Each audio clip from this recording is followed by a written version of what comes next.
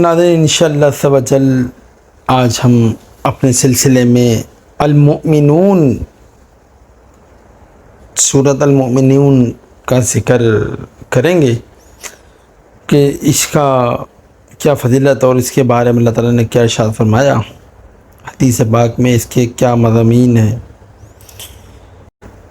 سورہ مومنین کا مقام نزول مکہ مکرمہ میں نازل ہوئی ہے۔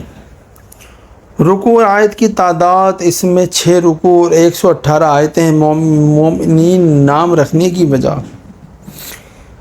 اس صورت کی ابتدا میں مومنوں کی کامیابی، ان کے اوصاف اور آخر میں ان کی جزا و بیان کی گئی ہے۔ اس مناسبت سے اس صورت کا نام سورہ مومنین رکھا گیا۔ سورہ مومنین کی فضیلت حضرت یزید بن باہونوس رضی اللہ عنہ سے مروی ہے کہ ہم نے حضرت عائشہ صدیقہ رضی اللہ تعالیٰ عنہا سے عرض کی، اے ام المومنین رضی اللہ تعالیٰ عنہا، حضور پر نور علیہ السلام کے اخلاق کیسے تھے؟ ارشاد فرمایا، حضور اقدس علیہ السلام کا خلق قرآن تھا۔ پھر فرمایا، تم سورہ مومنین پڑھتے ہو تو پڑھو۔ چنانچہ انہوں نے قد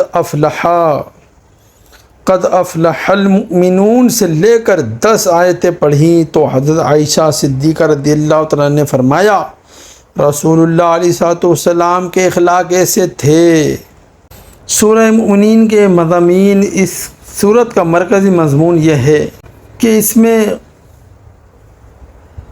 خالق کے وجود اور اس کی وحدانیت، نبوت اور رسالت کے ثبوت اور موت کے بعد زندہ کیے جانے پر مختلف دلائل کے ساتھ کلام کیا گیا ہے، اور اس صورت میں یہ مضامین بھی بیان کیے گئے ہیں۔ اس صورت کی ابتدا میں 7 اوصاف کے حامل مومنوں کو آخر میں کامیابی ہونے کی بشارت سنائی گئی ہے، اور آخرت میں انہیں ملنے والی عظیم جزائے فردوس کی میراث بیان کی گئی ہے۔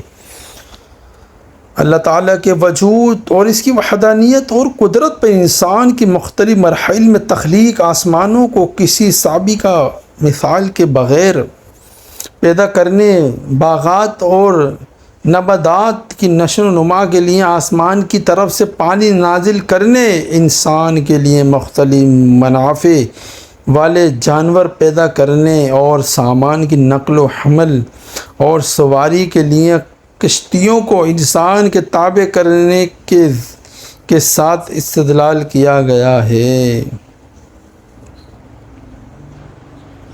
مشرکین کی طرف سے پہنچنے والی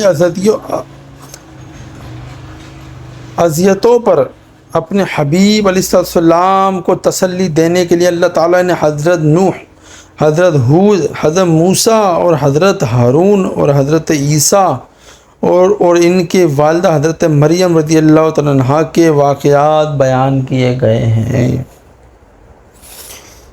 دین اسلام قبول کرنے سے تکبر کرنے پر نیز اللہ تعالیٰ کے حبیب علیہ السلام کی طرف جنون اور جادوگر ہونے وغیرہ کی نسبت کرنے پر، اور سید المرسلین علیہ السلام کی رسالت پر ایمان نہ لانے کی وجہ سے کفار مکہ کو سرزنش کی گئی ہے اور عذاب کی وعید سنائی گئی ہے، اور انہیں قیامت کے دن پہنچنے والے عذاب اور سختی کی خبر دی گئی ہے، اور ان کے سامنے مرنے کے بعد دوبارہ زندہ کیے جانے پر مختلف دلائل پیش کیے گئے ہیں۔